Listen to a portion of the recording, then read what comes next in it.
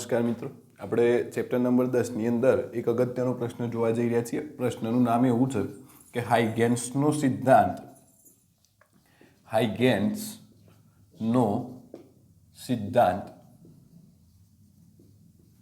લખો અને સમજાવો.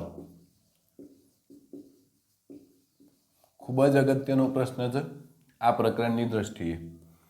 હવે સૌથી પહેલાં આપણે હાઇગેન્સનો સિદ્ધાંત લખીએ. તો હાઇગેન્સનો સિદ્ધાંત શું છે તો હું અહીંયા પહેલાં લખું છું, ત્યારબાદ તમને સમજાવું છું.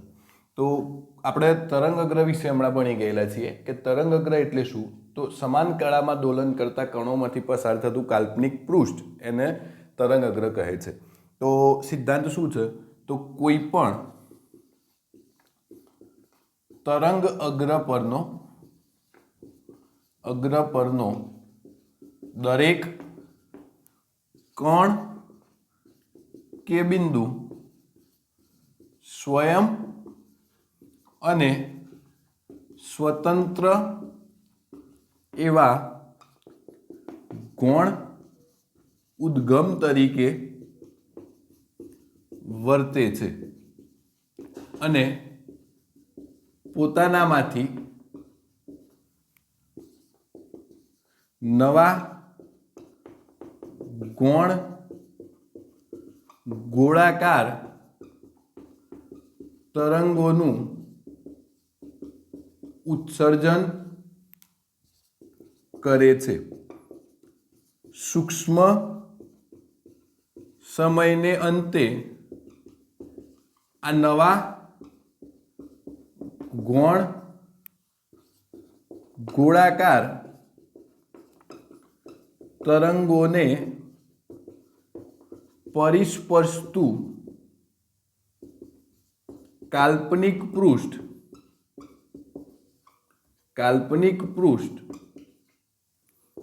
વિચારવામાં આવે તો કાલ્પનિક પૃષ્ઠ સીધું ડાયરેક્ટ જ લખી દઈએ છીએ. તરંગોને પરિસ્પર્શતું કાલ્પનિક પૃષ્ઠ નવા તરંગ અગ્રનું સ્થાન અને સ્વરૂપ આપે છે. આને આપણે મિત્રો હાઇગેન્સનો સિદ્ધાંત કહી શકીએ છીએ. હાઇગેન્સનો સિદ્ધાંત શું છે, હું ફરી એક વખત રિપીટ કરું છું કે કોઈ પણ તરંગ અગ્ર પરનું દરેક કણ કે બિંદુ સ્વયં સ્વતંત્ર એવા ગૌણ ઉદ્ગમ તરીકે વર્તે છે અને પોતાનામાંથી નવા ગૌણ ગોળાકાર તરંગોનું ઉત્સર્જન કરે છે. સૂક્ષ્મ સમયને અંતે આ નવા ગૌણ ગોળાકાર તરંગોને પરિસ્પર્શતું જો કોઈ કાલ્પનિક પૃષ્ઠ વિચારવામાં આવે તો તે નવા તરંગ અગ્રનું સ્થાન અને સ્વરૂપ આપે છે. તો આના મિત્રો આપણે હાઇગેન્સનો સિદ્ધાંત કહી શકીએ છીએ. હવે હાઇગેન્સના સિદ્ધાંતની આપણે સમજૂતી મેળવવાની છે. તો અહીંયા હું એક આપણે શાંત છીછરા પાણીનો વિચાર કરી લઈએ છીએ અને એ શાંત છીછરા પાણીની અંદર એક બિંદુવત ઉદ્ગમ તરીકે એક પથ્થર અહીંયા હું નાખું છું, જે આપણો ઉદ્ગમ છે. ઉદ્ગમ એટલે આપણા માટે સોર્સ તરીકે વર્તે છે. આ તરંગ ઉત્પન્ન થવાના સોર્સ એટલે બિંદુવત ઉદ્ગમ તરીકે અહીંયા વર્તે છે. મેં તમને આગળના ટોપિકની અંદર એવું કીધું હતું કે બિંદુવત ઉદ્ગમ હોય, તરંગો ઉત્પન્ન કરનારું ઉદ્ગમ જો બિંદુવત હોય તો એની અંદરથી જે તરંગો ઉત્પન્ન થશે એ કેવા તરંગો હશે મિત્રો, તો ગોળાકાર તરંગો એની અંદરથી ઉત્પન્ન થશે. તો આપણે એવું માની લઈએ કે આ શરૂઆતની અંદર કોઈ તરંગ F1 F2 t=0 સમયે ઉત્પન્ન થયેલું છે અથવા તો ઉદ્ભવ એનો થયેલો છે. તો આપણે સાંભળજો, અહીંયા એવું લખું છું કે જો t=0 સમયે કોઈ તરંગનો આકાર આપણે જાણતા હોઈએ તો t=τ સમયે નવા તરંગનો આકાર જાણી શકાય છે. હવે આ શું લખ્યું મેં તો સાંભળજો મિત્રો. હવે તમને હું નિયમ સમજાવું છું. શાંત છીછરા પાણીની અંદર આપણે એક બિંદુવત ઉદ્ગમ તરીકે પથ્થર નાખેલો છે, એની અંદરથી આપણે જાણીએ છીએ કે ગોળાકાર તરંગ અગ્ર ઉત્પન્ન થવાનું છે. તો આપણે અહીંયા t બરાબર 0 સમયે ગોળાકાર તરંગ અગ્ર F1 F2 ઉત્પન્ન થયેલું છે એવું આપણે અહીંયા જોઈ શકીએ છીએ. સાંભળજો, હવે આ તરંગ અગ્ર ઉપર ઘણા બધા અસંખ્ય કણો હશે મિત્રો. તો એ પૈકીના હું 3 થી 4 તરંગો લઈ લઉં છું. આપણે 4 લઈએ છીએ સરળતા માટે, બાકી ઘણા બધા હોય. સાંભળજો, તો હવે આપણે નિયમ જોઈએ. નિયમ શું કહે છે? કોઈ પણ તરંગ અગ્ર પરનો દરેક કણ, તરંગ અગ્ર કોઈ પણ આકારનું હોઈ શકે. આપણે અહીંયા ગોળાકાર તરંગ અગ્ર લીધેલું છે, તો કોઈ પણ તરંગ અગ્રની બદલે અહીંયા આપણે ગોળાકાર તરંગ અગ્રની વાત કરી છે. તો કોઈ પણ તરંગ અગ્ર પરનો દરેક કણ કે બિંદુ, આપણે કેટલા કણો લીધેલા છે? 1 2 3 અને 4 કણ લીધેલા છે. એને આપણે બિંદુ પણ કહી શકીએ છીએ. પોતાની જાતે એટલે કે સ્વયં અને સ્વતંત્ર એવા ગૌણ ઉદ્ગમ તરીકે વર્તે છે. મુખ્ય ઉદ્ગમ આપણો આ બિંદુવત પથ્થર છે, અને આ 1 2 3 અને 4 જે બિંદુઓ જે રચાયા એ બિંદુઓ આપણા માટે ગૌણ ઉદ્ગમ તરીકે વર્તશે. અને ગૌણ ઉદ્ગમ તરીકે વર્તીને મિત્રો શું કરશે? અને પોતાનામાંથી નવા તરંગો, પણ એને કેવા તરંગો કહીશું? ગૌણ ગોળાકાર તરંગોનું ઉત્સર્જન કરે છે. પોતાનામાંથી કેવા તરંગો ઉત્સર્જિત કરે છે મિત્રો? ગોળાકાર તરંગોનું ઉત્સર્જન કરે છે. તો અહીંયા હું આ ગોળાકાર તરંગો આ રીતના બતાવી દઈશ. ગોળાકાર તરંગોનું ઉત્સર્જન કરે છે આ રીતના. આને ઉદાહરણ તરીકે અહીંયા આપણે આવા ગોળાકાર તરંગોનું ઉત્સર્જન અહીંયા થયેલું હોય તો. હવે શું કહે છે? તરંગોનું ઉત્સર્જન કરે છે સૂક્ષ્મ સમયને અંતે. ઉદાહરણ તરીકે સૂક્ષ્મ સમય તરીકે આપણે લઈ લઈએ છીએ 1 સેકન્ડ 2 સેકન્ડ. એને હું નામ આપી દઉં છું t બરાબર ટાઉ સેકન્ડ. આપણને ખબર નથી કેટલો સમય, t બરાબર ટાઉ સેકન્ડ. સમજો, તો t બરાબર ટાઉ સેકન્ડ બાદ આ તરંગ અહીંયા પહોંચ્યું હશે, અહીંયા પહોંચ્યું હશે. સમય કેટલો છે મિત્રો? t બરાબર ટાઉ જેટલો. આ શરૂઆતમાં t બરાબર 0 એ દોરેલું છે. સમજો, તો સૂક્ષ્મ સમયને અંતે આ નવા ગૌણ ગોળાકાર તરંગોને પરિસ્પર્શતું, આ ગોળાકાર તરંગોને પરિસ્પર્શતું આપણે એક પૃષ્ઠ વિચારીએ છીએ. પરિસ્પર્શતું એટલે મિત્રો સ્પર્શક સ્વરૂપે એક પૃષ્ઠ વિચારીએ તો એ શેનું સ્વરૂપ આપે મિત્રો? તો નવા તરંગ અગ્રનું સ્થાન અને સ્વરૂપ આપે છે. જે રીતના ઉપર તરંગ અગ્ર બન્યું એ જ રીતનું મિત્રો નીચે બને. નીચે પણ તરંગ અગ્ર બનશે. તો અહીંયા આ નવા તરંગ અગ્રનું સ્થાન અને સ્વરૂપ આપણને મળ્યું. આ નવા તરંગ અગ્રને હું નામ આપી દઉં છું G1 G2, અને નીચેવાળાને નામ આપી દઉં છું D1 D2. તો ફરી એક વખતે કે કોઈ પણ તરંગ અગ્ર પરનો દરેક કણ કે બિંદુ સ્વયં અને સ્વતંત્ર એવા ગૌણોદ્ગમ તરીકે વર્તે છે અને પોતાનામાંથી નવા ગૌણ ગોળાકાર તરંગોનું ઉત્સર્જન કરે છે. સૂક્ષ્મ સમયને અંતે આ નવા ગૌણ ગોળાકાર તરંગોને પરિસ્પર્શતું જો કોઈ કાલ્પનિક પૃષ્ઠ વિચારવામાં આવે તો એ નવા તરંગ અગ્રનું સ્થાન અને સ્વરૂપ આપે છે. તમે આટલું નોટ ડાઉન કરી લો. ત્યારબાદ હજુ આપણે પ્રશ્ન આગળ હું લખાવું છું, ત્યારબાદ આપણે આગળ જોઈએ છીએ. મિત્રો તમે નિયમ લખી લીધો હશે. હવે આપણે આગળ થિયરીનું લખાણ લખીએ છીએ. જો t બરાબર 0 સમયે કોઈ તરંગ અગ્રનો આકાર આપણે જાણતા હતા કે t બરાબર 0 સમયે તરંગ હતું F1 F2, તો આપણે હવે નવા તરંગનો આકાર જાણી શકીએ છીએ. તો આપણે તમે જોયું કે નવા તરંગ આપણને મળ્યા G1 G2 અને D1 D2. તો અહીંયા આકૃતિમાં t બરાબર 0 સમયે કોઈ ગોળાકાર તરંગ અગ્ર F1 F2 દર્શાવ્યું છે. હવે હાઇગેન્સના સિદ્ધાંત અનુસાર આ ગોળાકાર તરંગ અગ્ર પરનો દરેક કણ કે બિંદુ સ્વયં સ્વતંત્ર એવા ગૌણ ઉદ્ગમ તરીકે વર્તે છે અને પોતાનામાંથી નવા ગૌણ ગોળાકાર તરંગોનું ઉત્સર્જન કરે છે. F1 F2 દર્શાયેલું હતું. હાઈ ગેસના સિદ્ધાંત અનુસાર શું થશે તો દરેક કણ કે બિંદુ સ્વયં સ્વતંત્ર એવા ગૌણ ઉદ્ગમ તરીકે વર્તી પોતાનામાંથી નવા ગૌણ ગોળાકાર તરંગોનું ઉત્સર્જન કરશે. જો તરંગ v ઝડપથી ગતિ કરતું હોય તો તાવ સમયને અંતે v ઇન્ટુ તાવ ત્રિજ્યાના ગોળાકાર તરંગો રચશે. હવે શું કહેવા માંગે છે મિત્રો?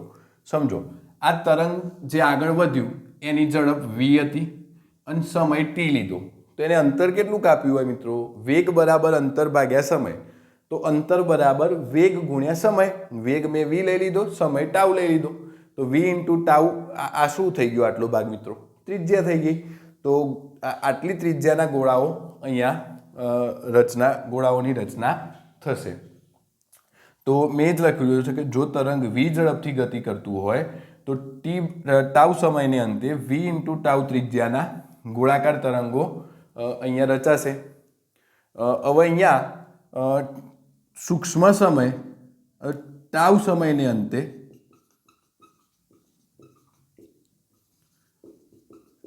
આ ગોળાકાર તરંગોને પરિસ્પર્શતું કાલ્પનિક પૃષ્ઠ નવા તરંગ અગ્રો કાલ્પનિક પૃષ્ઠ વિચારવામાં આવે તો નવા તરંગ અગ્રો d1 d2 અને g1 g2 મળે છે. સૂક્ષ્મ સમયને અંતે આપણે એક પરિસ્પર્શતું કાલ્પનિક પૃષ્ઠ વિચાર્યું તો એ નવા તરંગ અગ્રનું સ્થાન d1 d2 અને g1 g2 આપે છે. આટલું નોટ ડાઉન કરી લો. ત્યારબાદ એક બે મુદ્દા જો બાકી છે એ આપણે લખીને આગળ જોઈએ છીએ મિત્રો.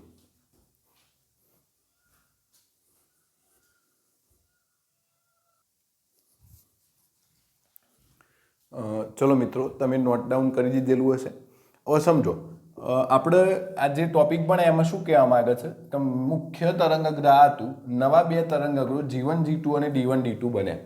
હવે તમે આ જોયેલું હશે કે પાણીની અંદર તમે પથ્થર નાખો તો તરંગ સતત આગળના આગળ વધતું જાય છે, એ તરંગ ક્યારેય પાછું આવતું નથી. પણ અહીંયા આપણે હાઇગેન્સનો સિદ્ધાંત મિત્રો જે ભણ્યા એ સિદ્ધાંત તો એવું કહેવા માંગે છે કે મૂળ તરંગથી તરંગ આગળ વધે અને પાછળ વધે. તો આપણે જે રોજિંદા જીવનમાં જોયું છે એમાં તો શું હોય છે કે પાણીનું તરંગ આગળના આગળ જ વધે. તો અહીંયા આકૃતિ અથવા તો હાઇગેન્સનો સિદ્ધાંત તો એવું સમજાવે છે કે આગળ વધે અને પાછળ વધે. તો અહીંયા આપણે સાચું શું સમજવું? તો સમજો, અહીંયા આજે આ વિરોધાભાસ ઉત્પન્ન થયો એની સમજૂતી હાઇગેન્સ આપી શક્યા ન હતા. સમજો, કોઈ પણ તરંગ આપણને દેખાય છે, મારો અવાજ તમને સંભળાય છે, તો એ અવાજ સંભળાવા પાછળનું કારણ છે કે ધ્વનિ તરંગો. અને એવું કહેવાય કે ધ્વનિ તરંગોની તીવ્રતા. જો હું જોરથી બોલીશ તો મારા ધ્વનિ તરંગોની તીવ્રતા વધારે હશે, એટલે તમને વધારે જોરથી સંભળાશે.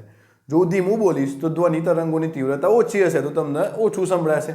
તો જો તીવ્રતા વધારે તો તમને સારું સંભળાય, તીવ્રતા ઓછી તો તમને ઓછું સંભળાય. સમજો, તો અહીંયા આ વિરોધાભાસ જે ઉત્પન્ન થયેલો હતો એ વિરોધાભાસની સમજૂતી હાઇગેન્સ આપી શક્યા નહોતા. અહીં તરંગ પ્રસરણમાં તરંગ માત્ર આગળની તરફ જ તરંગની તીવ્રતા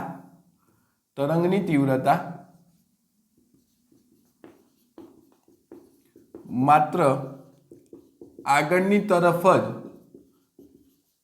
જોવા મળે છે, પાછળની તરફ જોવા મળતી નથી. આ વિરોધાભાસ ની સમજૂતી હાઇગેન્સ આપી શક્યા નહીં.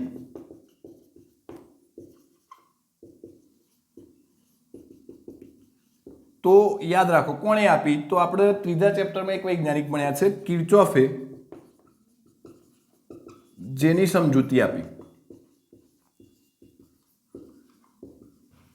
કિર્ચોફે જે આ વધારાનું છે મિત્રો, સમજો. કિર્ચોફે જેની સમજૂતી આપી, તો શું કીધું તું કિર્ચોફે? તીવ્રતા, તરંગની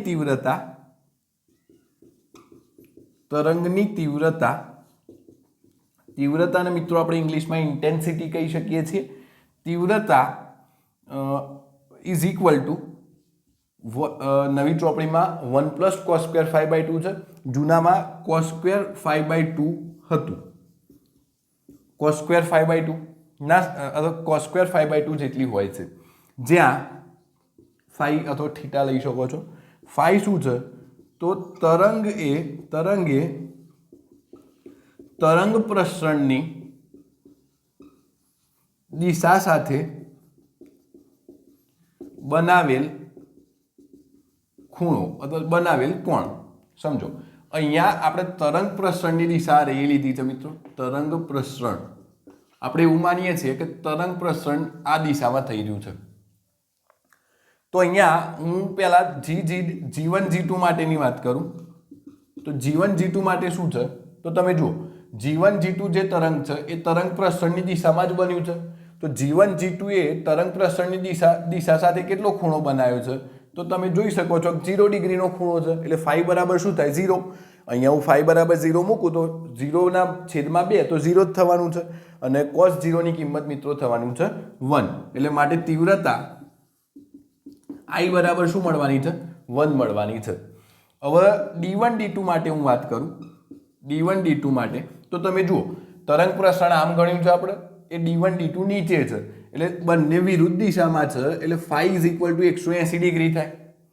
ફાઈ બરાબર 180 લઉં ભાગ્યા 2 એટલે cos 90, cos² 90, અને cos 90 ની કિંમત થાય 0.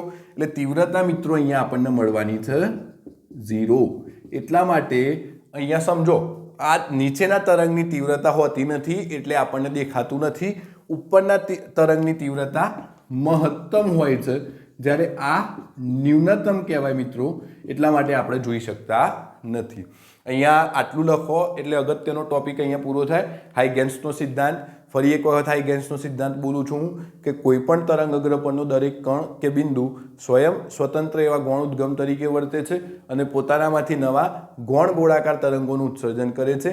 સૂક્ષ્મ સમયને અંતે આ ગૌણ ગોળાકાર તરંગોને પરિસ્પર્શતું જો કોઈ કાલ્પનિક પૃષ્ઠ વિચારવામાં આવે તો તે નવા તરંગ અગ્રનું સ્થાન અને સ્વરૂપ આપે છે. સેમ તરંગ અગ્ર અહીંયા સમતલ તરંગ અગ્ર હોય તો પણ આવું બનશે મિત્રો. જુઓ તમે, આ તરંગ અગ્ર સમતલ છે અને સમતલ તરંગ અગ્ર પરના દરેક કણ મુખ્ય તરંગ અગ્ર કોઈ પણ હોઈ શકે, પણ જે ગૌણ તરંગ છે એ ગોળાકાર જ ઉત્પન્ન થશે મિત્રો. હવે ગોળાકાર તરંગો ઉત્પન્ન થાય તો એને પરિસ્પર્શતું કાલ્પનિક પૃષ્ઠ બીજા તરંગ અગ્ર સમતલ જ તરંગ અગ્ર છે. આ આગળના આગળ મિત્રો વધતું જવાનું છે. એટલે અહીંયા આશા રાખું છું કે તમને સમજણ પડી હશે. જો તમને વિડીયો પસંદ આવ્યો હોય તો વિડીયોને લાઇક કરો, અને ચેનલ પર જો તમે નવા હો તો ચેનલને પ્લીઝ સબસ્ક્રાઈબ કરો. Thank you.